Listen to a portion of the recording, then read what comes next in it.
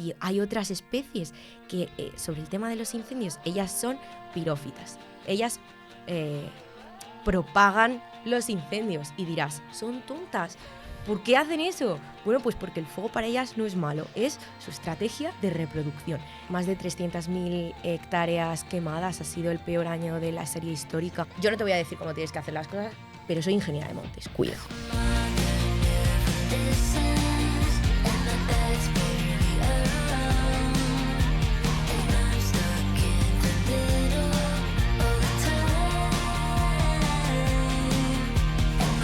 Hola a todas y a todos y bienvenidos a un nuevo episodio de Clau Quiero Ser Ingeniera. Si no me conoces, mi nombre es Clau, soy graduada en Ingeniería de Materiales y si eres una persona curiosa, este podcast te va a encantar. Hoy me acompaña Elena, graduada en Ingeniería del Medio Natural, está terminando el máster habilitante en Ingeniería de Montes y actualmente está de prácticas en una consultoría ambiental. ¿Qué tal? Hola, Clau, muchas gracias por invitarme, qué ilusión. Gracias a ti por venir, tía. Tengo unas ganas de hacer este episodio, no sabes, ¿eh? Me muero, te sigo desde que empezaste el podcast y es que me encanta. La labor que haces es importantísima, de verdad, muchas gracias. Muchísimas gracias. Bueno, sin vosotras esto no tendría sentido, también te digo, ¿eh? Además, yo aquí sola aquí hablando de ingeniería de materiales no voy a ningún lado. Enhorabuena por tu premio, que fue increíble, de verdad. Enhorabuena, porque es que la labor de divulgación que hacéis es muy importante y no solamente en el presente, es que en el futuro va a ser muy importante. Y Muchas todos los gracias. proyectos que tenéis entre manos, me encanta. ¡Ay! ¡Qué tonta! Muchas gracias, muchísimas gracias. Muchas gracias, jo. Bueno, vamos a empezar con este episodio porque además nos habéis pedido esta carrera una barbaridad. Es verdad que hemos hecho solo 2 episodios de la rama de forestales, medio ambiente, que son cosas distintas, que luego nos vas a contar la diferencia, pero eso, tenía muchas ganas porque llevan pidiéndolo no sabes cuánto. Hice uno al principio del programa y otro creo que en la segunda temporada y ya estamos en la cuarta, así que hay que empezar, hay que renovar, hay que traer cosas frescas, Ya nuevas. tocaba ciencia forestal. Pues, si te parece, vamos a empezar a contar de qué va esta carrera. Vale, genial. Pues, a ver, la ingeniería de medio natural trabaja la gestión, la conservación y un poco de concienciación de los recursos naturales. Uh-huh. No es igual que la ingeniería forestal clásica, que quizás la conoce más gente, pero bueno, nosotros trabajamos mucho, pues eso, lo que es la gestión de los recursos naturales y de nuestra relación como humanos con ellos. Con el entorno. Sí. Uh-huh. Porque la forestal, ¿qué es? Para que también podamos ver cuál es la diferencia. Vale, el medio natural es todo, abarca pues toda la naturaleza. Lo forestal abarca un poco más lo que es la gestión del monte y los productos derivados de ella. Es decir, cuando hacemos ramas, que en tercero se ramifican las carreras, uh-huh. En tercero nosotros en Ingeniería del Medio Natural tenemos la rama de gestión y la rama de impactos sobre el medio natural y la carrera de forestales, que hasta ese momento tiene bastante en común con medio natural, se divide en la rama de gestión y la rama de industrias. Vale, claro, porque es el tratamiento de esos... Claro, de todo uh-huh. lo que obtenemos del monte y su transformación hasta el usuario final. Ah, qué curioso. Claro, la primera, si te imaginas, te piensas que es todo igual y no, cada una es... No. Además es que, Ingeniería de Medio Natural surgió porque antes básicamente había 2 escuelas, la de Montes y la de Forestales, uh-huh. Y cuando la de Montes se quedó con el máster habilitante en Ingeniería de Montes y con la carrera de Forestales, la de abajo, la que ahora es Medio Natural, aunque ahora ya hay una única escuela, quiso hacer otro Forestales, pero esta vez tenía que ser un Forestales distinto, que no entrara en la orden que regula la ingeniería forestal, porque no puede haber 2 carreras, o sea, 2 escuelas que enseñen lo mismo en Madrid. Claro. Entonces hicieron esta, que se sale un poco de lo que es la industria forestal y el aprovechamiento del monte, uh-huh. y va un poco más hacia la conservación de los recursos y hacia el medir los impactos que tiene el actual contexto de cambio global en el que vivimos, ¿no? Uh-huh. Todos los impactos y cómo nos adaptamos a ellos. Uh-huh. ¿Tú dónde hiciste la carrera? En Madrid, en la Universidad Politécnica ¿En de CIU? Madrid. Sí, en CIU. Tía, es que yo en ingeniería de materiales, bueno, para la gente que no lo sepa, igual ya lo he contado como 15 veces, ya todo el mundo sí, bueno, lo cuento yo, que mis profesores de ingeniería de materiales no son todos ingenieros materiales, hay un batiburrí de todas las carreras habidas y por haber. Y tuve una profesora en primero de carrera, en la asignatura de biología, que íbamos mucho a hacer prácticas a vuestra escuela. Qué guay. Ahí estaba yo con los microscopios, la cebolla ahí cortada en rodajicas. Tenéis además museíto ahí con exposiciones, cosas monísimas. Es que es una escuela Es chulísima. preciosa. Yo le invito a todo el mundo a que vaya a visitarla porque es que tenemos más de 9 hectáreas de monte Es una pasada, es preciosa. que te puedes ir a pasearte por los bosques que tenemos y relajarte un poco, que a veces en la Universidad Politécnica de Madrid no, eso es Viene una cosa bien. muy necesaria. Sí. Es un oasis de paz, no se oye el ruido de los coches, hay animalitos, hay plantas, tenemos una piscifactoría, tenemos museos de fauna, Es como un mundo aparte, ¿eh? sí, tenemos talleres de trabajo de madera, o sea, Qué chulada. bueno, aparte de nuestros campos de fútbol, que también ha ido mucha gente a jugar ahí de la Politécnica. Sí, el fútbol sala. Sí, Mis sí. compis de... Bueno, es que yo he hecho ingeniería de materiales, pero está en la escuela de caminos. Claro. Entonces todas las competis que se hacen y tal. No, nos vamos a ir a Montes, ¿te vienes para ver el...? Eso es Qué una bueno. escuela Es divertidísima, superchula. un mogollón de asociaciones también, una tuna enorme, muy divertida. Mundo tunas, ¿eh? Sí. ¡Joe! ¡Ay, tía, lo echo de menos en la universidad! A mí, estamos hablando un poco de esto y me viene así como recuerdos que terminé el año pasado, como quien dice.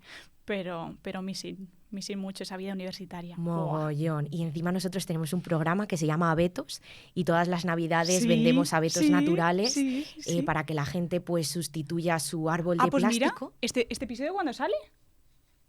En noviembre, o sea, vamos, ¿Ah, ya habrá sí? empezado. Pues ni- todo el mundo a la Escuela de Montes a comprarse un abeto, que merece mucho más la pena que tener un árbol de plástico Sí. en tu casa, sobre todo, pues, oye, y si tienes niños y animales, todavía más, que es tóxico. Y estos abetos... Pues no me viene mal, nena, porque ahora que tengo a la gata, le va a encantar. Sí. A ver si me lo rasca y está ahí que huele toda naturaleza. Eso es, da súper buen olor a la sala y es que además es natural y estás financiando el desarrollo sostenible de una zona rural porque son abetos que se compran del Pirineo, se traen en camiones a Madrid. Ahí va del Pirineo. Sí, y Ostras. eso es pura gestión forestal sostenible en la ciudad. ¿Y hay abetos pequeñitos para casas más pequeñitas? Claro, ¡Uy! mira, Me los encanta. hay de menos de 1 metro hasta abetos gigantes Me que... encanta. Es que yo tengo ya uno, pero que ese árbol es de plástico y tiene ya, yo no sé cuántos, igual tiene 25 años y ya está el pobre despeluchado. Yo lo abro todos los años las hojitas y cada vez hay menos. Así que bueno, me cojo uno, ¿eh? No es coña. Sí, sí. Top, Pues top, nada. top. Pues ya no me dirás cuándo es. Lo pondremos en la cajita de descripción. Luego nos enteramos de cuándo empieza la campaña Perfecto. y lo metemos. Bueno, rebobinamos. Ahora que ya sabemos un poquito la diferencia que hay entre forestales, medio ambiente, quiero preguntarte cuáles son las salidas profesionales que hay, porque creo que son súper amplias, por lo que he estado investigando. Mogollón. Es que no hay ningún paro y no solamente eso, sino que te puedes dedicar a la rama que quieras y saltar de una rama a otra. Yo personalmente me dedico a la consultoría, que es un poco el cajón desastre de todo, ¿no? O sea, un poco que lo que se necesita, que ordenar un monte hasta, yo qué sé, pues reverdecer los alcorques de una ciudad o diseñar cartelería divulgativa para los espacios naturales. Ahí va.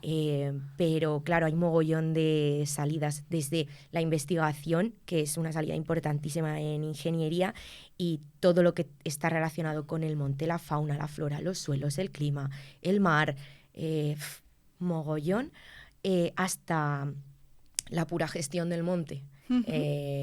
De patearte el monte, ver que está seguro, los incendios forestales.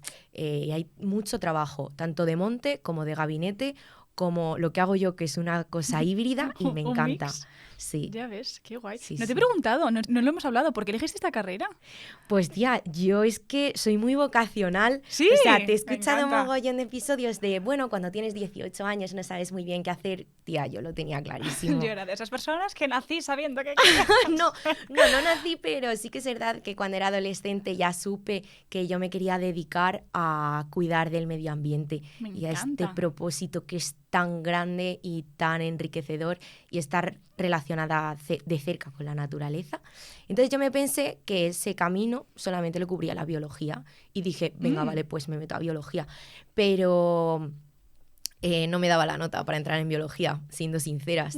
Y entonces, cuando yo supe que no iba a poder entrar en biología de la autónoma, que era lo que quería hacer, empecé a investigar. Plan B. Y vi la ingeniería de medio natural y, tía, desde primero, que incluso dirías que las asignaturas son las más desagradables, me encantaban casi todas, no voy a decir todas porque hay alguna que se las trae, pero me encantaba desde el principio y yo dije, pues entro aquí, que tiene un 5 de acceso, quiero decirte. Sí, la de materiales igual, pero porque no se cubren las plazas. Claro. A ver, he de decir que creo que este año hemos cubierto plazas, ¿Sí? pero que siempre se está muy ahí en el borde. En Montes somos muy pocos, eso también es un punto fuerte de la escuela, que nos conocemos entre todos. Y es que no he podido elegir mejor, de verdad. La mejor escuela, los mejores profesores, los mejores compañeros, mogollón de viajes, de prácticas divertidísimos, de pasarte una semana, y eso lo hacemos un montón de veces al año, sobre todo en ingeniería de medio natural, tengo que decir.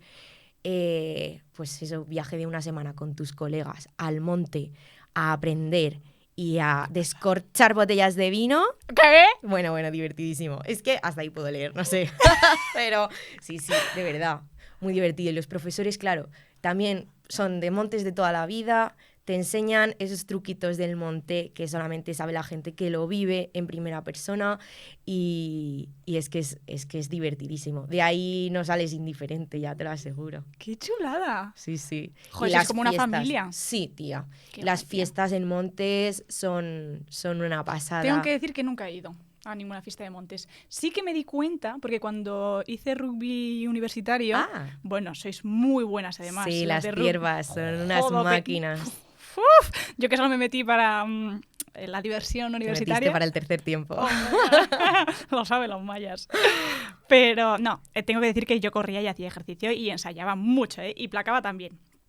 Pero es verdad que veía que había muy buen rollo. Sí, muy, porque muy se pasa buen rollo. muchísimo tiempo ahí.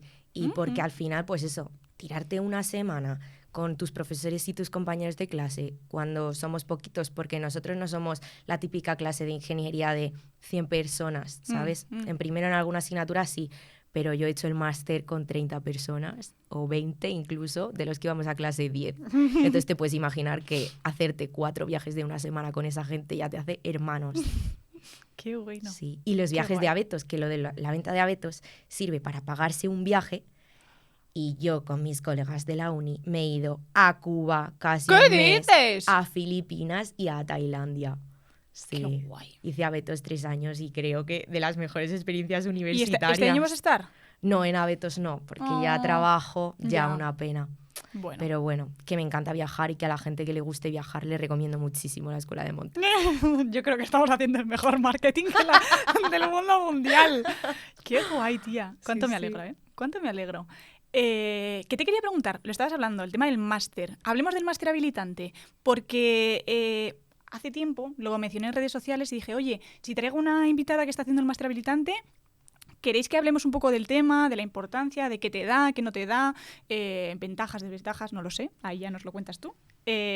Así que me gustaría preguntarte por qué el máster habilitante, qué se da, qué ventajas tienes. Pues a ver, es bastante controvertido porque ahora mismo sí que es verdad que creo que la sociedad y también un poco la Unión Europea está apostando más porque tú estés capacitado y tengas experiencia y tengas interés en un tema para trabajar de él.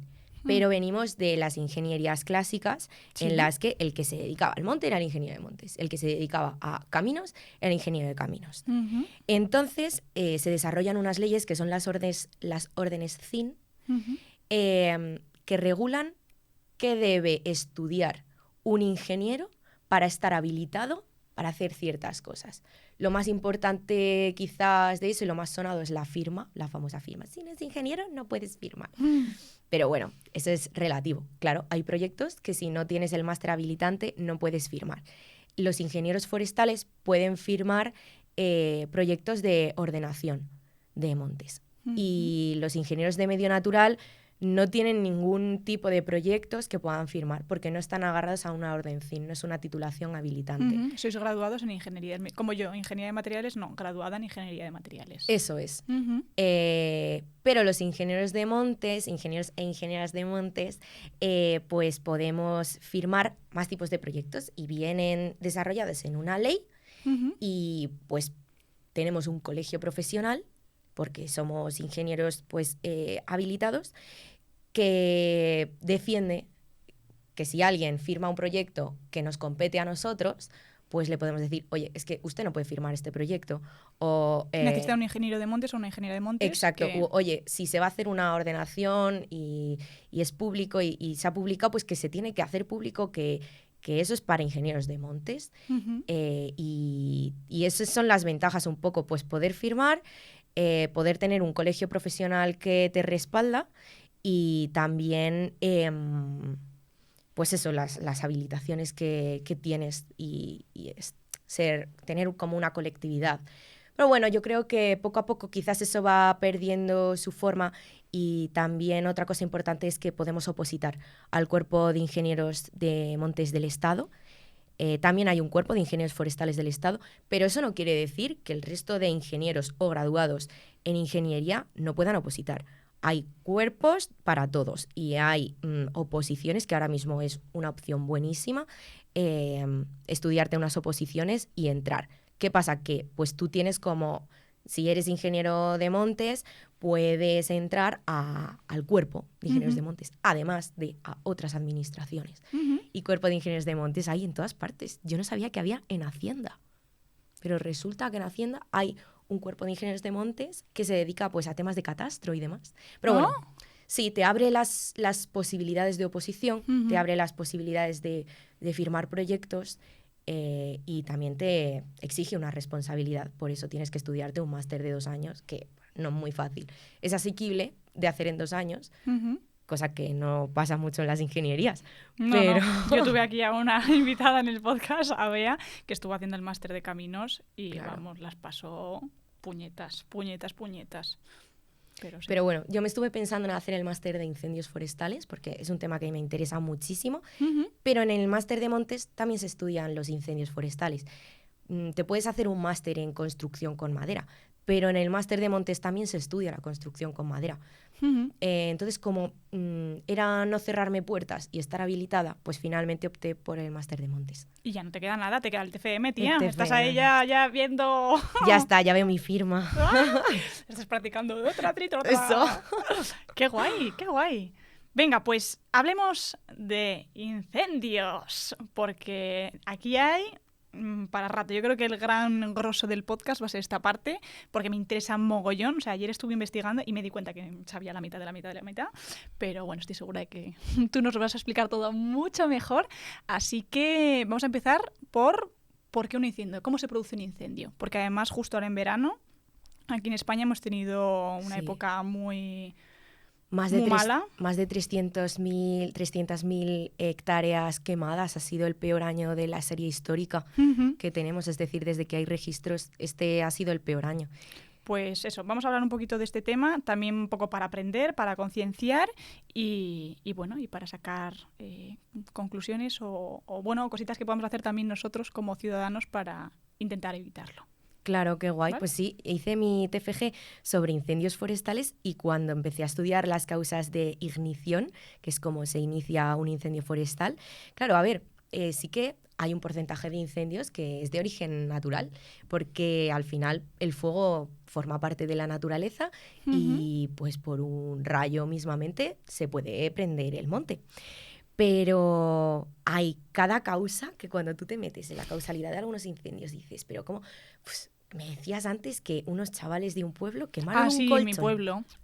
En mi pueblo. De repente estaba yo en mi casa así tranquilamente, tomándome el cafecito, un fin de semana tranquilo en Mordor, donde vivo yo, y de repente empiezas a escuchar helicópteros. Y frum, que hay veces que pasan, porque cerca de la zona hay un espacio para que recojan agua. Y de repente salí a la ventana y empecé a ver helicópteros. Y yo, qué cosa más rara. Giro para la derecha y veo en el campo, una humareda. Y yo, como buena alcahueta que soy de pueblo, me saqué al perro ahí para dar un paseillo y para para golismear. Y era porque unos chavales habían cogido un colchón, lo habían plantado en el campo y habían dicho, pues chavales, vamos a coger piedras, palos y mecheros probablemente y vamos a quemarlo. Y habían hecho ahí un pedazo de incendio los monguis que no veas. Los lapiceros más afilados del estuche, claro. Obviamente. Hay pirómanos. También. Ciertamente bueno, hay pirómanos. Es que estuve viendo que más del 90%... Bueno, igual esto no sé si es verdad, pero como que el 95% de los incendios que se producen en España no son por causas naturales. Claro, son es que justo eso te iba a provocados. decir, pero realmente no son provocados por pirómanos. O sea, a lo mejor No. los chavales de tu pueblo les gustaba ver arder, porque si no, no quemas un colchón.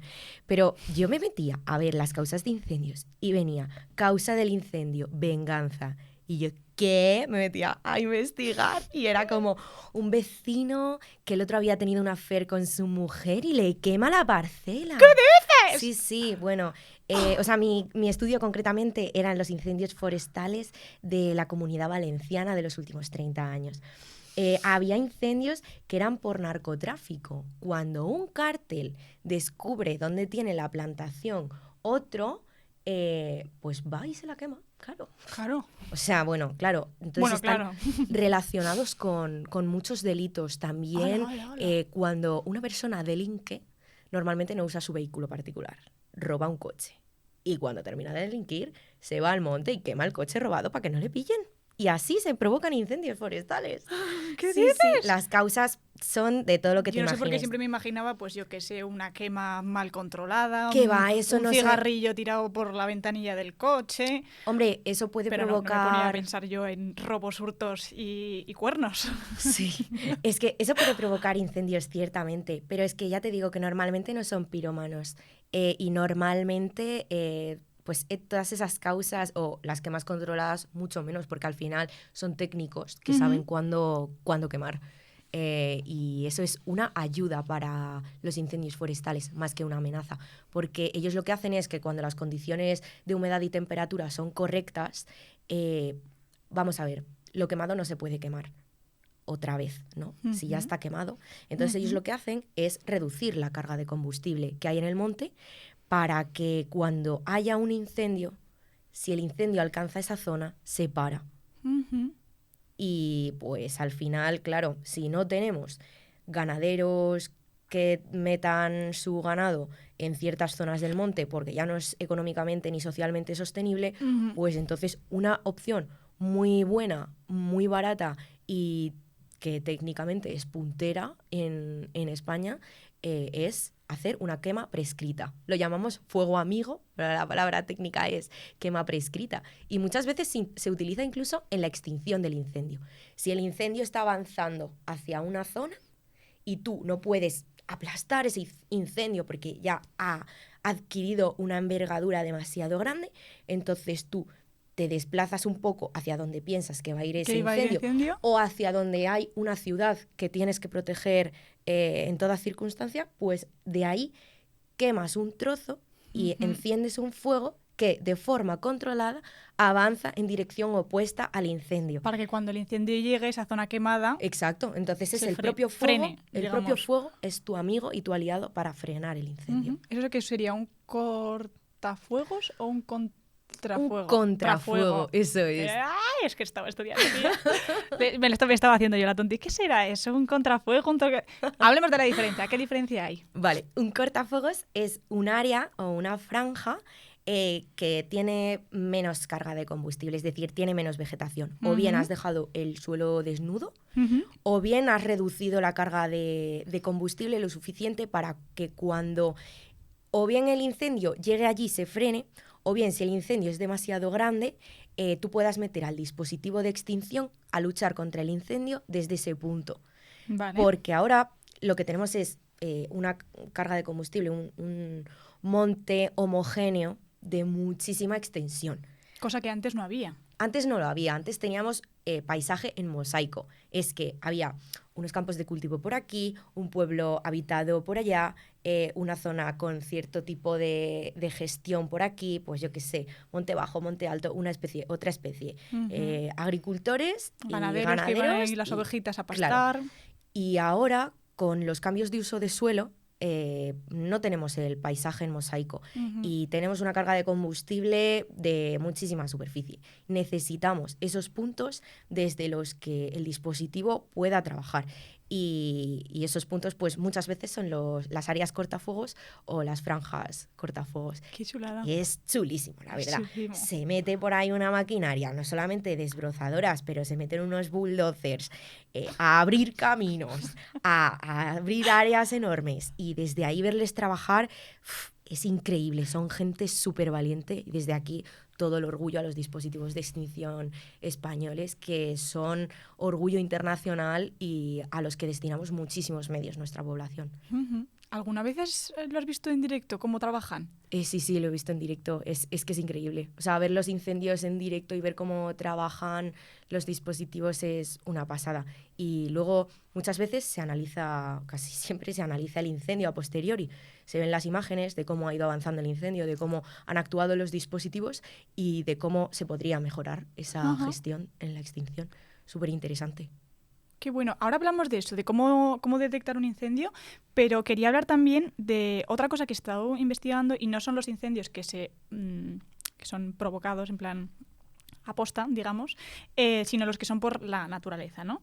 Y he estado viendo que hay una regla, que es la regla del 30-30-30, que no siempre, o sea, no se cumple a rajatabla, pero es verdad que facilita bastante que se puedan crear incendios bastante tochos. Sí. Y, corrígeme si me equivoco, pero es que si se dan estas situaciones, es decir, temperaturas superiores a 30 grados centígrados, una humedad relativa inferior al 30% y vientos superiores a 30 kilómetros por hora, es como la receta perfecta para que un incendio haga así. Bueno, Sí. a lo loco. Totalmente. Así se provocan los incendios de sexta generación.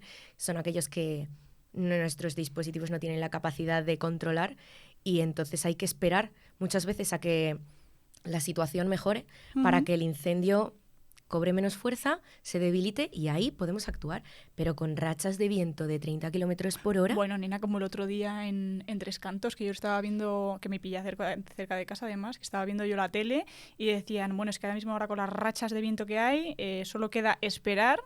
Claro. Y ver a ver qué... Es que además los incendios de sexta generación muchas veces están creando su propio microclima. Claro, dentro del incendio se alcanzan unas temperaturas enormes. El propio fuego lanza rachas de viento y es que se crea su propio microclima dentro y eso se vuelve imparable. Y hasta que no... O sea, la seguridad del dispositivo de extinción es lo primero y hasta que no sea seguro actuar allí, el dispositivo se retira y trabaja zonas pues para hacerle un poco la envolvente al incendio. Claro, porque tiene que haber técnicas, no se puede hacer de una forma cualquiera porque puede ser contraproducente, bueno, ¿no? Es que no sabes lo profesionales que son y es una pasada. Eso básicamente le hacen la envolvente al fuego de forma que pues cuando llega a ese área el fuego se apaga y ya está, ya no puede seguir quemando.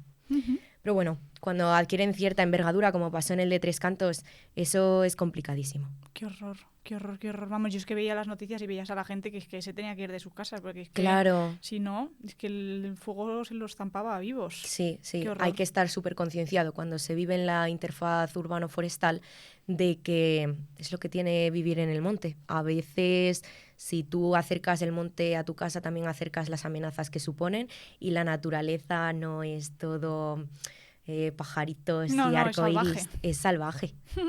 Sí. Qué fuerte. Vale, ¿cómo podemos detectarlos?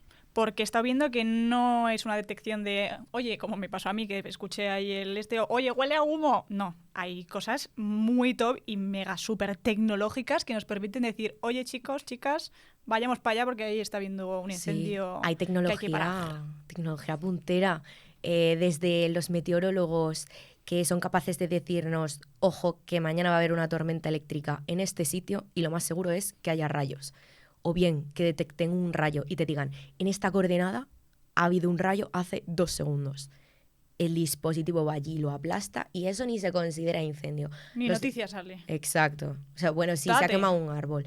Pero a veces cuando sabes de comportamiento de los árboles y de cómo se quedan, dices, mira, este árbol se quemó. Y solo es un árbol en el que cayó un rayo y entonces se queda como resquebrajado por la mitad.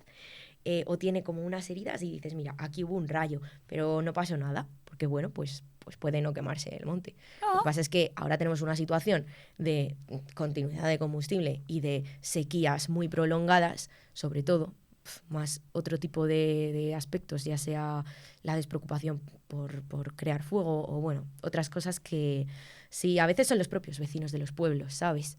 Que detectan el incendio, pues porque, a ver, José Luis, 80 años, lleva toda su vida sacando las ascuas de la chimenea para el jardín. Pues porque la ceniza me fertiliza el jardín y ¿por qué no lo voy a hacer si lo llevo haciendo toda la vida? Bueno, José Luis, porque usted ya tiene 80 años y ya a lo mejor no es capaz de ver que en vez de ceniza usted todavía tiene un ascua. Entonces lo echa a la higuera y la higuera se prende. Tenemos un medio rural que está bastante envejecido y esa gente que lo lleva haciendo toda la vida, pues quemar los restos vegetales de su huerta. Sí, de toda la vida de Dios, vamos. De toda la vida. Donde yo vivo se hace. Claro, pero cuando tienes cierta edad, bueno, ya, sí, no, que ya no lo ves. Ya no lo ves. Y que cuando lo ves, no eres capaz de controlarlo. Como cuando tenías 30 y decías, bah, con una pala le doy y se apaga. Pero si tienes 80, ¿no le puedes dar, José Luis? Ay, José Luis, qué pena me da José Luis. Estoy viendo a José Luis y me está dando mucha pena. Pero bueno, sí, son los vecinos de los pueblos los que muchas veces son los primeros en detectar el incendio y con la despoblación pues tenemos un problema que ahí ya ese medio no lo tenemos. Pero bueno, tenemos medios por medio de satélites a tiempo real. Es que eso es lo que estuve viendo yo ayer, que en nuestro planeta Tierra, alrededor hay satélites que están orbitando y están ahí bicheando. Entiendo que son incendios grandes, ¿no? Bueno, por ejemplo, si se quema ahora la oficina, ¿lo vería el satélite? Bueno, es que los satélites tienen también, o sea, a ver, son ondas, ¿no? Que pueden detectar ellos. Entonces pueden detectar el infrarrojo, pueden detectar las temperaturas y un puntito de la Tierra muy pequeño, porque tiene un disparo de temperatura hacia arriba, ¿no? De temperatura superficial, pues allí o hay un incendio o lo va a haber. Porque como eso se prenda a esa temperatura, pues... Qué bueno, me pareció una pasada. Sí. O sea, lo estuve viendo allí y dije, que hay satélites orbitando, controlando bueno, para detectar incendios. Sí, y la Agencia Europea tiene ahí una tecnología y una inversión que hemos hecho todos por esto, por el tema de los incendios forestales, que en Europa es uno de nuestros grandes retos, que son, bueno, una pasada. También los drones, pues si tú sabes que por ahí seguramente puede haber un incendio por la meteorología que hay en ese momento, pues un dron desde lo alto lo puede ver mucho mejor. Y luego también en el monte hay torretas de vigilancia con expertos que dicen tal, o sea, en cuanto ven un poquito de humo, te saben decir la coordenada y a qué medios hay que llamar. Oye, que se mande un dispositivo de una brigada helitransportada a la coordenada XY para que... Qué chulada. Bueno, y inteligencia artificial para predecir también. Claro, sí, total. Sí, y un estudio de la predicción, que son cosas chulísimas. Una de las cosas que más me gustó de la carrera fue un trabajo que hicimos en la asignatura de incendios, que tú básicamente modelabas un territorio y luego con algunos softwares que hay, pues prendías fuego en un punto de ese territorio y podías ver cómo se extendía el incendio hacia un lado y entonces decías, vale, si se prendiera aquí sería más problemático que si se prendiera aquí. Entonces vamos a hacer gestión forestal preventiva de incendios, unas podas concretas, unos desbroces concretos que se puede hacer en esta zona de aquí, porque si se produce ahí el incendio va a ser lo más problemático, porque me va a ir hacia acá. Y además, como seguramente entrará a la ciudad por esta zona, tenemos que mejorar la carretera esta, porque sería la única vía de escape que tendría el pueblo. ¡Tate! Y para que no se queme la ciudad. Sí. Es que creo que... Es apasionante ese estudio. Yo creo que hay veces que vivimos en plan como... y no nos damos cuenta que hay superhéroes ahí detrás controlando todo. Sí. ¡Qué pasada! ¿Qué pasote, tía? Divertidísimo. Joder, o sea, bueno, divertidísimo y de superheroínas y superheroínos. En plan, quiero decir que realmente nos estáis protegiendo... Claro, sí, a total. todas y a todos, al planeta, a los animalitos... me parece top. Sí, qué chulada. La inversión en medio ambiente en España, el 60% se lo está llevando a la extinción de incendios.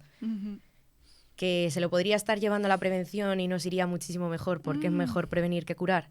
Sí, pero bueno, pues todo esto lo analizamos con los medios que tenemos desde la investigación y desde la ciencia forestal y creo que, bueno, que no nos está yendo tan mal. Este año ha sido catastrófico, ha dado muchísima pena cómo se han quedado nuestros paisajes y la de gente que se ha visto afectada, pero es verdad que en España somos tan punteros en tecnología y en extinción que exportamos nuestros medios cuando en otros países tienen crisis de incendios forestales. No sí, porque somos los mejores. Y no lo digo yo, lo dice el resto.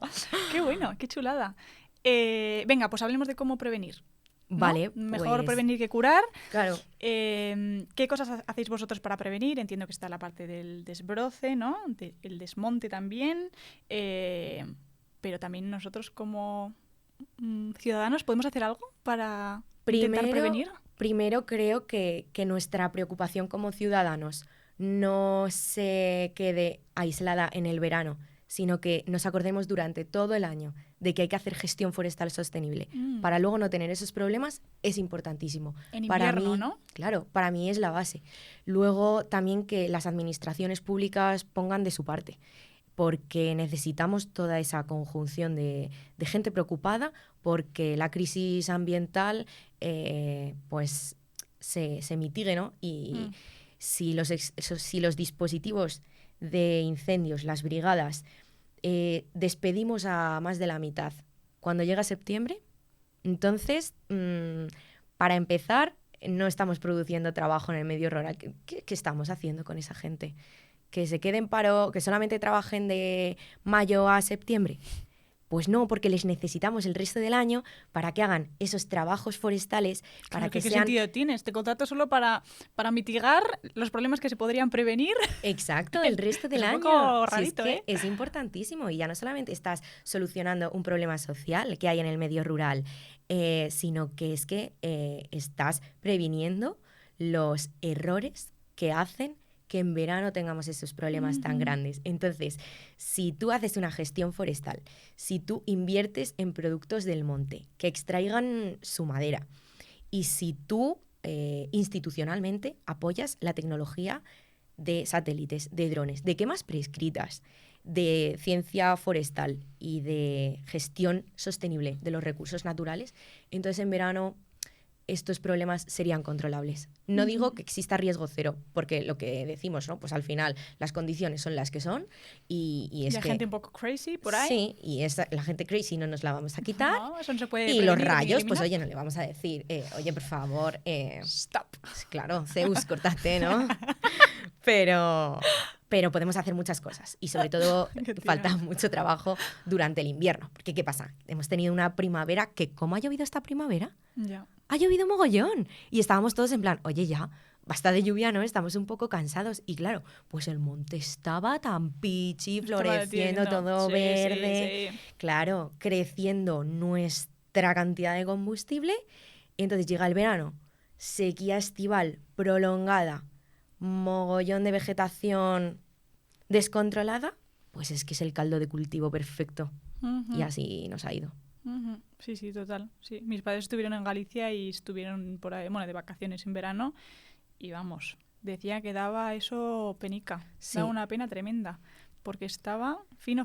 Es que también en España tenemos una casuística en el medio rural y es sobre todo en algunas provincias. En las regiones, sí. Sí, que la titularidad del suelo es importantísima para poder hacer la gestión. Porque, oye, si cada uno cuidara exactamente igual de su pequeña parcela, pues iría bien. Pero claro, ve tú a todos los vecinos de las aldeas gallegas a decirles cómo tienen que hacer las cosas, ¿no? En su pequeña parcela que no llega ni a 1 hectárea. Bueno, pues mire, caballero, yo vivo en el mundo rural, esto es suficientemente duro como para que venga alguien de Madrid a decirme cómo tengo que hacer las cosas.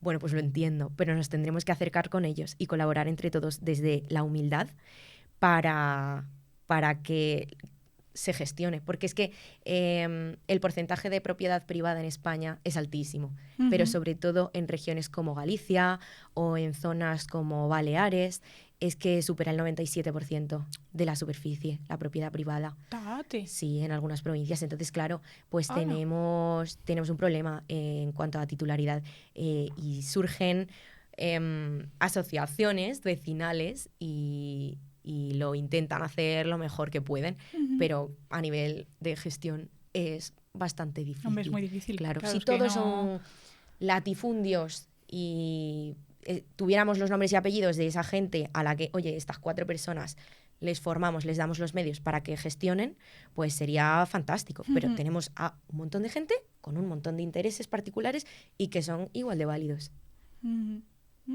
Claro, no había caído yo en eso. O sea, sí que sabía que los terrenos eran o de particulares, de empresas o de los propios municipios, pero no sabía que el porcentaje era tan alto de particular, en plan de... Sí, hay sitios en bueno, los entiendo que hay zonas más que otras, sí, por supuesto, pero claro, es que ahí la gestión es dificilísima, complicadísima. Claro, sí.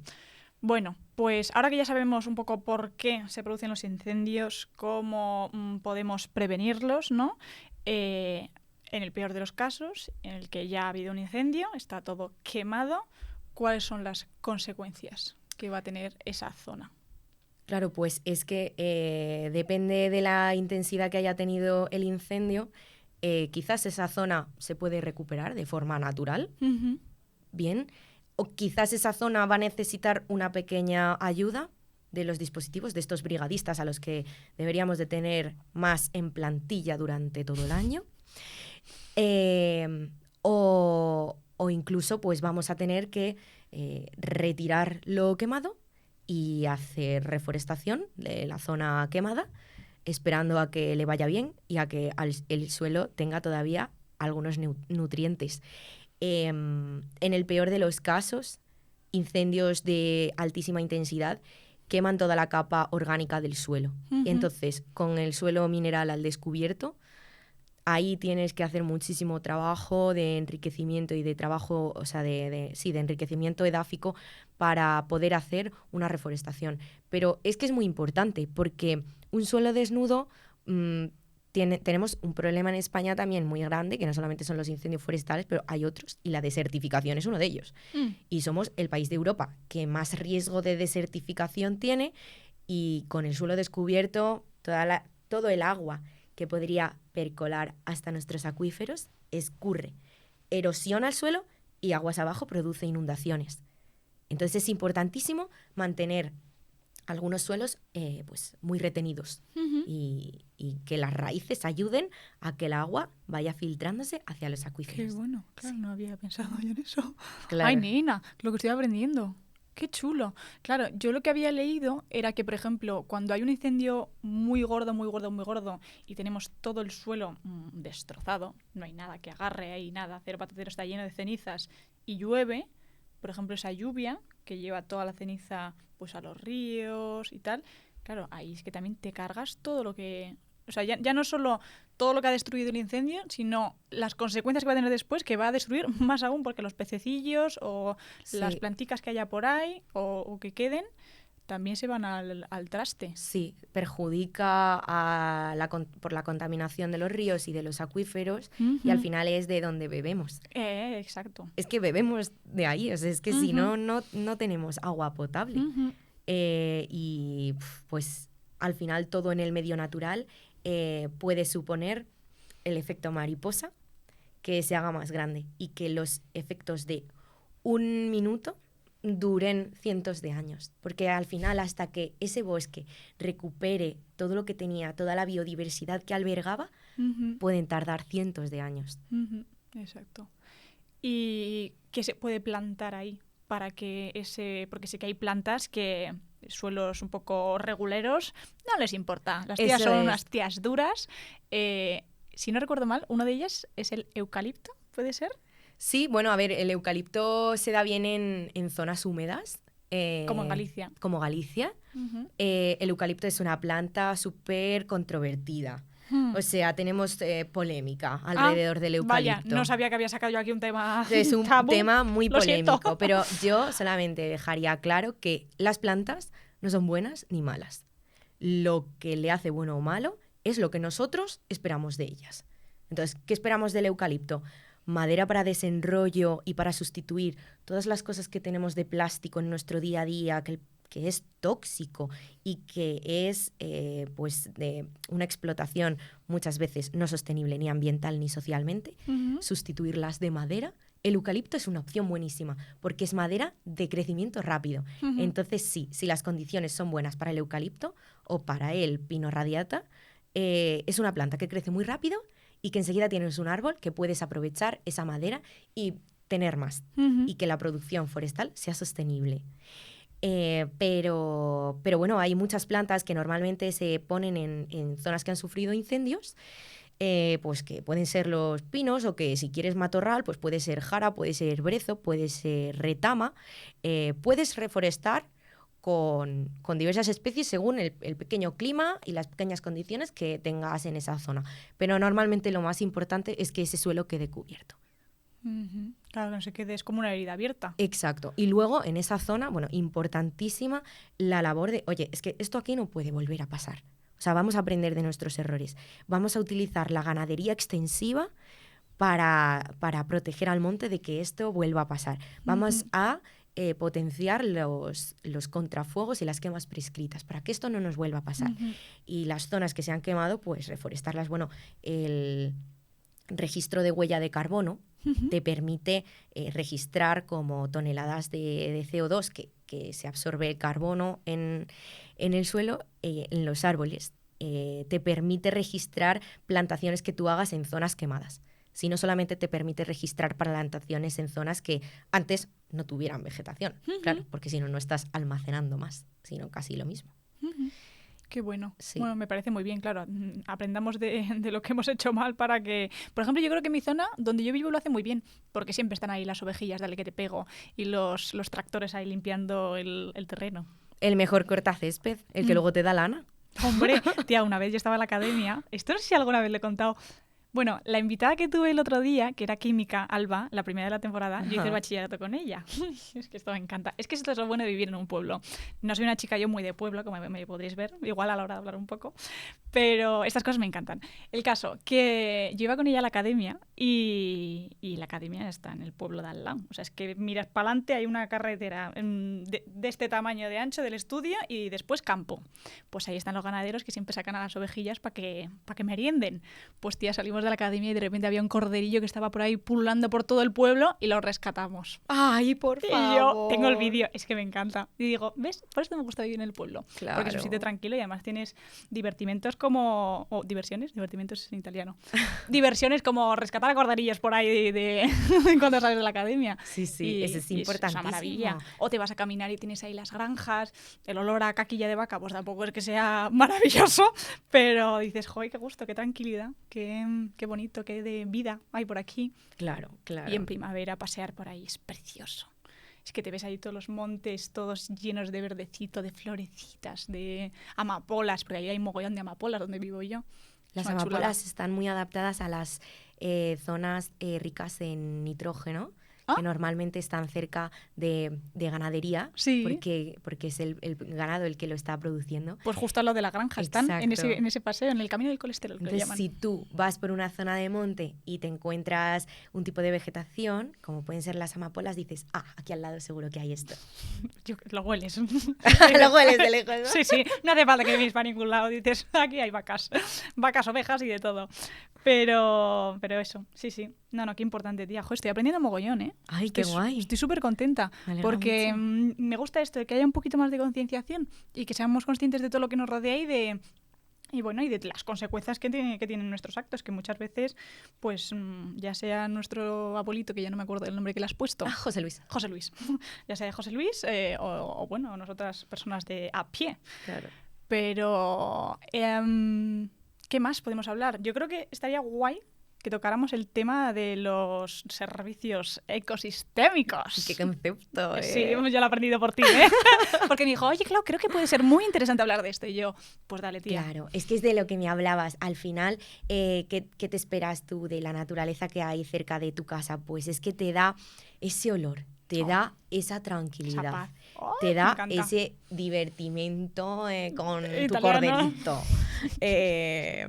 Y te da muchas cosas. Y entonces nosotros hablamos de servicios ecosistémicos, que es básicamente lo que la sociedad espera de las funciones de la naturaleza. Entonces, tenemos 3 tipos de servicios. Los de aprovisionamiento sería la leche o el queso que se hace con ese ganado de tu pueblo, sería la madera que nos sirve para hacer esta mesa, o el lápiz con el que escribimos. Todo, desde tu cuna hasta tu ataúd, es de madera, todo lo alrededor de tu vida. Ha sido muy buena referencia, pero no me la esperaba. A lo largo de tu vida tenemos un montón de cosas que son de madera y que estamos dando por supuestas, pero no lo podemos dar por supuesto, porque esa madera proviene del monte. Y si no metemos dinero al monte y compramos las cosas de una madera que esté certificada y que sea de origen sostenible y mejor, de origen español, que tenemos buenísima madera, pues el dinero no se reinvierte en el monte. Y luego estarían, yo qué sé, las setas. Supongo que ahora que es temporada de setas, va la gente. Sí, de dónde es mi madre, sí. Se van ahí a recogerse. Ese es un servicio ecosistémico súper divertido, además. Y luego están... Pero cada vez hay menos, ¿eh? Cada vez hay menos setas. Sí, la temporada ya cada vez más regulera. Claro, dependerá de la zona también, no sé. Yo con mis amigos he ido a Soria y allí en los montes de Soria las tienen todo el año. Es que es una pasada, sí. Y luego pues están los servicios ecosistémicos culturales, que básicamente ahí metemos los que son de ir al campo, pasárselo bien, hacer turismo de naturaleza, hacer deporte de naturaleza. O sea, disfrutar el entorno, ¿no? Disfrutar el entorno, incluso las tradiciones ligadas a los recursos naturales, como puede ser pues el río de tu pueblo, donde tradicionalmente se lavaba, o ese árbol que muchos pueblos tienen su encina milenaria a la que van y, oye, pues esta es la encina milenaria y es que es un orgullo del pueblo. ¡Ahí va! Y luego están los servicios ecosistémicos de regulación, que es lo que obtenemos del monte por el funcionamiento de sus ecosistemas, que puede ser la polinización, que se habla mucho de lo importante que es la polinización, por el bien de nuestra biodiversidad y también de nuestros cultivos, o yo qué sé, o lo que hemos hablado antes de que las raíces y un suelo con una buena capa orgánica retiene el agua. Entonces reducimos la escorrentía manteniendo los suelos sin erosión y que aguas abajo no se produzcan inundaciones.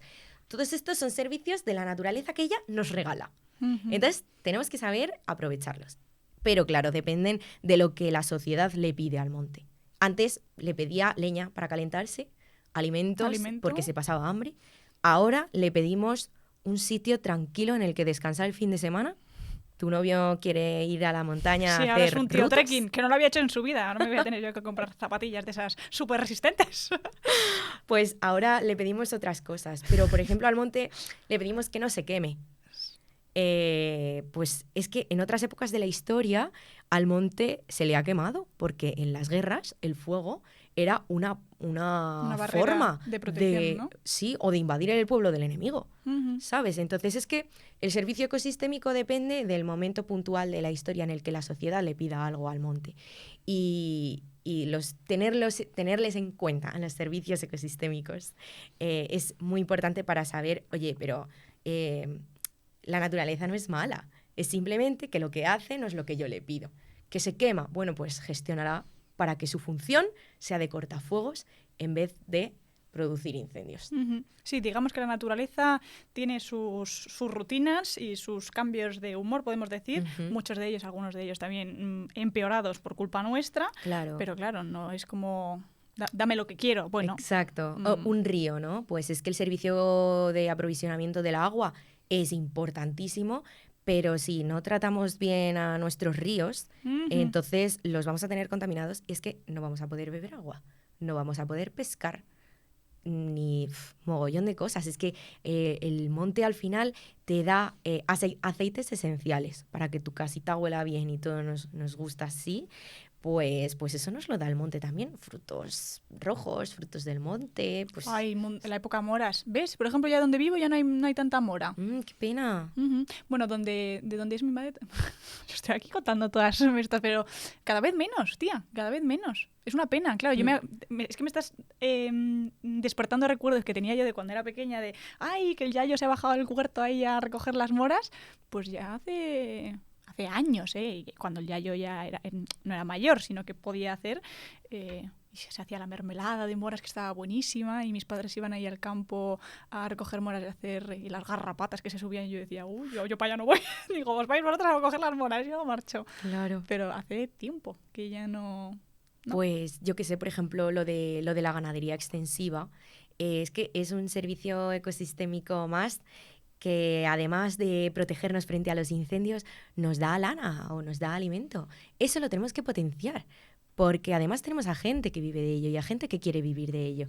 Y quizás hay gente que no quiere vivir del turismo sostenible y que estamos llenando el medio rural de casitas rurales, pues gente de la ciudad que se va al monte como si eso fuera su pequeño parque de atracciones chachipiruli, y no lo es. Y al final la gente que vive allí se merece vivir de otras cosas que no sean el turismo rural, que oye, que está genial, que seamos conscientes de que tenemos que hacer un turismo de bajo impacto, pero que hay muchas más cosas. O bueno, repoblar aquellos pueblos que se han quedado... Claro, dejar a la gente joven que se desarrolle económicamente y que desarrolle sus familias en el medio rural no es una solución nada fácil. El que diga que tiene la solución perfecta es que no tiene ni idea. Entonces es, claro, una colaboración entre todos los sectores de la sociedad muy compleja. Qué interesante, tía. Qué interesante. Claro, y estamos hablando ahora mismo de lo que es el campo, ¿no? Cómo podemos mejorar el campo, pues que todas estas ovejitas vayan por ahí pastando y lo deje todo maravilloso, pero también podemos mejorar nuestras propias ciudades. Madrid, donde estamos ahora mismo. O sea, ya no solo donde yo vivo, le, sino también la ciudad. ¿Qué podemos hacer para que las ciudades tengan menos impacto y sean lo menos dañinas o invasivas, ¿no? Con el medio ambiente? Pues, es que se pueden hacer un montón de cosas en términos de renaturalización de ciudades. Además es donde yo trabajo la mayoría del tiempo y hay muchísimas cosas que podemos hacer, no solamente para que las ciudades dejen de ser fragmentación del monte, sino porque en las ciudades queremos vivir mucha gente y queremos tener un aire limpio y queremos no sufrir golpes de calor. En la ciudad tenemos un efecto isla de calor, sobre todo en sitios como Madrid, que se alcanzan unas temperaturas superficiales altísimas. Y eso, ¿cómo se evita? Bueno, pues podemos reverdecer nuestros muros, hacer huertos urbanos que encima sean entretenidos y que divulguen sobre la naturaleza a las familias y a los barrios. Podemos hacer alcorques vivos, es decir, en vez de los alcorques chiquititos que tenemos en algunas zonas de Madrid, que encima muchas veces están hormigonados como para no ensuciarme con tierra, en fin. Claro, podemos quitar ese hormigón de todos los sitios que podamos y que eso sea una tierra enriquecida para que ahí crezca vegetación. Y la vegetación... O bueno, pues un pavimento que sea poroso, que pueda entrar toda el agua de la lluvia perfectamente, ¿no? Ese es un servicio ecosistémico de los suelos naturales y es que ¿no? Cogen el agua de la lluvia y evitan que ese agua inunde otras zonas. Bueno, pues entonces, en vez de hormigonar los parking, podemos meter esas soluciones basadas en la naturaleza que se llaman SUTs, que son pues unos suelos permeables, y cogen el agua, la llevan directamente a los acuíferos, evitan inundaciones y un suelo que no es totalmente impermeable mitiga el efecto isla de calor. Claro.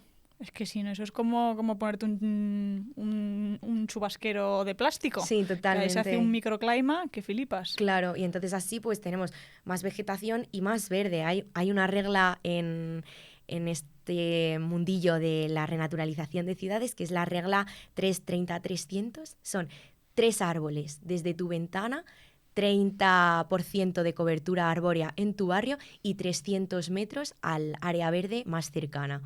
Y esto es como un poco lo que nos permitiría vivir en una relación más cercana con la naturaleza, lo necesitamos mucho. También por la salud mental. Están diciendo que es una receta buenísima, que no se vende en farmacias este medicamento, y es darte un paseo por una zona verde en la que haya niños, en la que haya perros, en la que haya árboles. Total. Sentarte en una pradera a leerte un libro a la sombra, y es que, vamos, eso es curita para el alma. Totalmente. Ahí va, qué bueno. Mira, es una cosa que yo siempre he dicho de haber agradecido el haber nacido en un pueblo. Eso, esa infancia, bueno, e incluso mi vida ahora, que yo, claro, trabajo aquí en la ciudad de locura y desenfreno, y tráfico y caos, y llegar a casa es como, ¡oh! ¡Qué gusto, qué paz! O cuando era pequeña, eso de irme por ahí por el campo con la bicicleta, romperme dedos y comer tierra y pasármelo como una enana, eso, vamos, es que vale oro. Es lo que dices tú, no hay receta mejor que estar por el campo correteando. Y una de las cosas que también agradecí, por ejemplo, cuando hice el Erasmus, que ya he hablado que el Erasmus fue una etapa muy mala de mi vida, lo único que saco bueno es el churri-pichurri, que ahora quiere ser montañero. Una de las cosas que agradecía de estar en Milán era que tenía muchos espacios verdes. Te ibas al parque, que era enorme, y podías estar ahí, por eso, tomando el sol, porque claro, ahí no hay playa, entonces la gente se cogía su toalla, la ponía, se tomaba el sol, jugabas a deportes. Milán es una ciudad, o bueno, por lo que yo sentí, todas las calles tienen árboles, están plagadas de árboles. Es verdad que ahora que lo estoy recordando, son árboles, como dices tú, que están todos... En Alcorque. Sí, tapados por hormigón. Sí. Y además ves las raíces que están... Claro, y la raíz rompe el suelo porque exacto. no hay quien la pare. Uh-huh. Pero eso es una cosa que agradecí mogollón. En esa etapa en la que estaba yo muy triste porque no probaba nada, digo, pues me voy a dar un paseo. Sí. Y me daba un paseo y a mí ya se me quitaban los males. Claro, pues mitigan el efecto isla de calor, pero es que además nos dan esa paz. Luego hay que tener mucho cuidado porque los árboles de las ciudades hay que podarlos. No es como los árboles del monte. Uh-huh. Yo que he estudiado la vegetación, cómo se comporta en el monte o cómo hay que podarla en el monte, de pronto trabajo en la ciudad y es que el árbol hay que podarlo de una forma que el árbol esté bien, pero no meta la rama por la ventana del vecino. El otro ahí tomando el café. Claro, que su raíz Y no el jilguero reviente ahí. nuestros pavimentos. Que, o sea, tenemos que elegir con muchísimo cuidado las especies, porque además es que en la ciudad vive mucha gente, se pueden tener muchas alergias por la contaminación atmosférica y hay especies más alérgenas que otras. Vamos a Ahí va. intentar, bueno, y se crean herramientas chulísimas, que el otro día vi una que te decía, en primavera, la publicaban los ayuntamientos, una ruta para seguir en calles que no dan alergia. ¡Oh, qué me dices! Sí, porque hay calles pues que hay plantado una cosa concreta, una especie que da mucha alergia. Mucha alergia. Claro. Sí, sí. ¡Hala! No tenía ni idea. Claro. Claro, y yo como ciudadana puedo ver cuáles son las zonas en las que hay ese tipo de árboles plantados. Algunas ciudades, algunos ayuntamientos están invirtiendo en este tipo de soluciones. Y Hombre, también... imagínate, para alquilarte un piso, oye, que me quiero ir... Claro, pero oye, que tengo alergia a las arizónicas, pues no ponga usted su valla de arizónica. ¿Qué es que te diga? Pon la de Madreselva, que hay... Nena, digo yo que sé, que me mudo. Ah, que te mudas y me a estoy un mudando piso. a un barrio que justo tiene el árbol que me da alergia, ¿sabes? Claro, pues es que eso es súper útil. Risotas. Sí. Risotas, qué O bueno. vas a llevar a tu hijo alérgico al colegio, pues puedes coger una ruta óptima Me encanta. que no sufra el niño por el camino. No, claro. No, Y yo luego, que soy alérgica es en la Madrid leche. lo habréis visto, pero hay árboles que sueltan mucha frutita y te ensucia el coche y dices, jolín, yo que lo quería dejar debajo del árbol por la sombra, ahora tengo el coche hecho Lleno de una cosa mierda. pegajosa. Sí, pues claro, pues ese tipo de cosas hay que pensarlas a la hora de diseñar nuestras zonas verdes urbanas. Qué bueno. No había... Uy, estoy aprendiendo un huevo, tía. Qué chulada. Qué bien, qué bien. Y luego, pues claro, las ciudades, otra cosa que intentamos al renaturalizarlas es mantener una biodiversidad que es muy, muy frágil y que las ciudades suponen un gran problema. Es decir, en las ciudades no vamos a tener especies que sean delicadas ante la contaminación, porque desgraciadamente ahora nuestros niveles de contaminación están muy elevados, pero sí que podemos pues intentar hacer corredores verdes, que son normalmente, bueno, pues si tenemos parques urbanos, intentar conectarlos mediante calles que estén muy reverdecidas. Uh-huh. Que los alcorques, en vez de ser zonitas cuadradas de 1 metro cuadrado y además hormigonado, que sean alcorques lineales que estén vivos y que los árboles y la vegetación que hay ahí sea nutricia o sea refugio para las especies, normalmente pues insectos o aves, que es lo que más tenemos en las ciudades, y que conecten unas zonas verdes entre ellas. Creamos corredores ecológicos y hacemos que la ciudad no sea un núcleo de fragmentación del territorio. Las especies que están en los entornos de fuera de la ciudad puedan utilizar la ciudad como una pasarela para llegar hasta el otro lado. ¡Qué bueno! Súper chulo. Y además, pues eso, mitigamos la crisis de biodiversidad, que es otro de los factores problemáticos de nuestro paradigma de cambio global. Claro, claro. Joder, me doy cuenta que no me fijo en todas esas cosas. No me fijo, solo... Y ahora me estoy acordando también qué pesada soy con lo de Milán, pero claro, como estoy ahí todos los meses, hay mogollón de ardillitas. Ah, sí. Sí, pero por la calle normal, ¿eh? O sea, como donde tú vives, bueno, igual no, pero imagínate una ciudad, sales y hay una ardillita y de repente les hacen casitas a las ardillitas. De repente el otro día vi una así que tenía como una casita y estaba la tía ahí pululando, pero por una calle normal, o sea, no había ni parque ni nada, la tía estaba ahí tan pancha. Hay un mogollón de ardillas. Qué guay. Ay, las ardillas son una cosa chulísima porque muchas veces ayudan a repoblar el monte, porque como entierran los frutos secos o los frutos de los árboles, ellas son el medio que tiene la especie vegetal para que su semillita sea enterrada, regada y que germine. ¿Qué dices? Y ellas no recogen todo lo que entierran, ¿sabes? A veces pues se les olvida o ya tienen por otro lado y eso se queda ahí enterrado y crece un árbol. ¡Qué majas las tías! Sí, sí, sí. Son ingenieras de montes. ¡Qué bueno! Claro, no lo había pensado porque ellas comerán un tipo de fruto, algo en concreto que les guste, ¿no? Es que son como las personas, o sea, a algunas les gustan más unas cosas y otras les gustan más otras cosas. Y las ardillas, pues como los ratones, las musarañas, todos estos animalitos que están por el campo que tú dices, ¡hala, mira, qué bonito! Si es que consigues verlo, si es que te enseñan como la fauna típica de la Reserva Natural de Pitimini. Pues tú lo ves ahí, pero es que esas ardillas o esa pequeña fauna son ingenieras de montes también. Que están ahí, dale que te pego, repoblando todo. Pues claro. Sin quererlo, también te digo. O no, o queriendo. Bueno, no se sabe. Hombre, es que claro... No se sabe, no nos hemos metido en su mente. Proteger tu casa también es una cosa que tú puedes estar haciendo a propósito. No sé.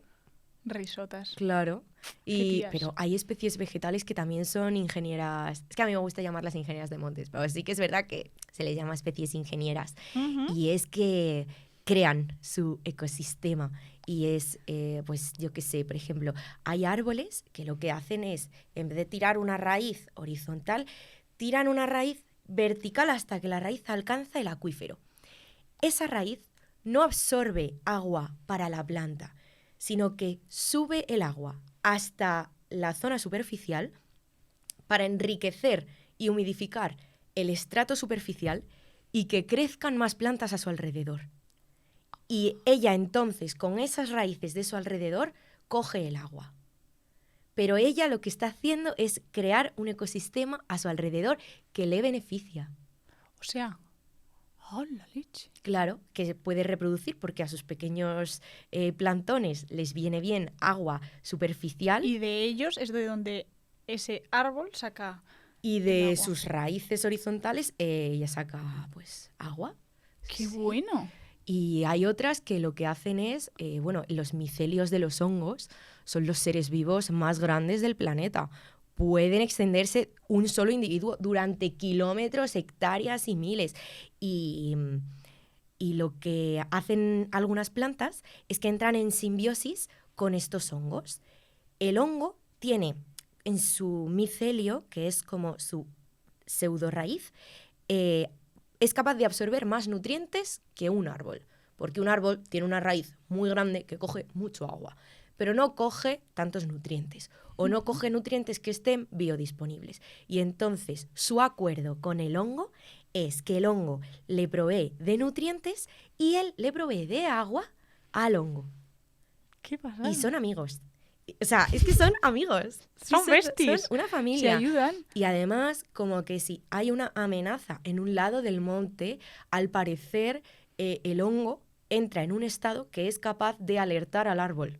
Sí, y venga. decir, sí, hay mucha investigación en esta rama, pero que el árbol está en cierto modo de pronto alertado de que hay una especie de plaga. Y de pronto tú dices, porque este árbol está generando estos aceites esenciales que antes no generaba. Bueno, pues a lo mejor hay ahí un montón de cosas que no entendemos de los ecosistemas. Bueno, es que es verdad, eso te iba a preguntar, ¿cuánto sabemos? Es que yo estoy segura de que sabemos poquísimo, porque además a veces nos empeñamos en inventar, y quizás si observáramos un poco más a nuestro alrededor y comprendiéramos el comportamiento natural de las cosas que nos rodean. Podremos inspirarnos también. Exacto. Hombre, La es que naturaleza lo que es muy inspiradora. Es brillante. Es Sí, brillante. hace esas cosas. Y hay otras especies que, sobre el tema de los incendios, ellas son pirófitas. Ellas propagan los incendios. Y dirás, ¿son tontas? ¿Por qué hacen eso? Bueno, pues porque el fuego para ellas no es malo, es su estrategia de reproducción. Y entonces, por ejemplo, las jaras secan sus ramillas bajas para que cuando el incendio las alcanza, ardan pero bien. Y entonces es la forma que tienen al calentarse tanto, su semilla se esparce o su semilla germina. Y además eliminan la competencia. ¡Qué tías! Sí, el brezo también. Es El que pino si tú... también, sí, el pino también, el pino canario rebrota. Claro, es que el pino canario le tenemos acostumbrado no al fuego de un incendio, sino de una erupción volcánica. Claro, ostras. Y allí han sobrevivido ellos. Hombre, están ahí. Y allí sobrevivirán cuando nosotros ya no estemos. Ellos seguirán allí porque... ¡Como las cucarachas! Claro, tienen mogollón de herramientas que van desarrollando, pues igual que las personas. Evolutivas de supervivencia total. Sí. Tía, me tiraría horas hablando contigo. O sea, Qué siento que nos gusto. hemos quedado como solo en la corteza y yo no sé cuánto estamos, yo no sé cuánto llevamos de episodio, pero quiero hacer una cosa, porque como tu carrera la han pedido tanto y yo, por desgracia, no, hay muchas ingenierías, muchas carreras STEM, yo voy poquito a poco intentando tocarlas todas y ir descubriendo nuevas que no he hecho, como el otro día que hicimos el episodio de oceanografía, el primero. Quiero que la gente que nos estéis escuchando hagáis propuestas en comentarios de temas que queráis que se toquen. Y si tú te ves que eso de que te dicen, dices, mira, Clau, yo de esto piloto, te vuelves a venir al programa y seguimos hablando de estos temas. Oye, yo encantadísima, de verdad. Es sí, que me ha encantado escucharte, tía. Es que te explicas tan bien. Ay, muchas También, gracias. y se nota que tienes pasión por lo que... Sí. O sea, se nota que te brillan los ojos y cómo explicas las cosas, que me hace imaginármelo. Es O sea, que me parece chulísimo. A mí me parece maravilloso todos estos temas Y se nota. es muy Pues vocacional y ojalá inspirar a muchas niñas a que si les gusta la naturaleza o les gusta la gestión de los recursos naturales, que se animen a echarle un vistazo a la web de la Escuela de Montes, ya sea la de Madrid o las escuelas de montes del resto de España, y que miren las titulaciones relacionadas con la naturaleza, porque es que además hay mogollón de trabajo. Hacemos mucha falta. Y mucha más las mujeres, porque es una ingeniería bastante masculinizada. Bueno, ahora tenemos una red de mujeres forestales, que nos llamamos Mujeres Forestales Estupendas. Somos más de 900 mujeres tejiendo una red de contactos potentísima en una ingeniería en la que cada vez somos más, y bueno, que ojalá en algún momento llegara al 50%. Estoy segura, segurísima, es que no me cabe la duda. No me cabe duda. Pues lo dicho, vamos, que estoy 100% segura. Si proponen temas de cosas que me dices, Clau, me mola y siento que puedo hablar de ese tema, o incluso me dices, oye, Clau, pues mira, de eso yo no sé, pero tengo a mi compi Patricia, que la tía es una crack en ese tema, pues sigamos profundizando porque me ha encantado, he aprendido un huevo, he sido consciente de todo lo que me rodea, que es importantísimo, y eso, y que me tiraría horas hablando contigo. Pues yo también, Clau, muchísimas gracias por invitarme. Gracias a ti por venir. Un placer. Gracias a ti por venir, de verdad. Mil gracias, tía. Pues ha sido un gusto. Y gracias a ti que nos estás escuchando. Espero que te haya encantado este episodio, que hayas aprendido mucho. Bueno, espero no. Sé que has aprendido mucho. Y nada, solo decirte que ha sido un gusto estar contigo, traerte aquí este nuevo episodio. Y nada, que ya sabes que nos puedes dejar en comentarios todas las dudas, todas las sugerencias, ya sea de esta carrera o de otras más. Y no te olvides de seguirnos, de dar la campanita, de darle al hype, de darle a todos los botones que te permitan enterarte de todos los episodios que subimos. Y síganos en las redes sociales también en Instagram, TikTok, ya sabes. Y nada, que te mando un besote enorme, que ya me callo y que nos vemos la semana que viene o dentro de un ratito, si te ves, otro episodio. Un besote. ¿Nos despedimos? Sí. ¡Chao! ¡Ay, qué mona! ¡Top!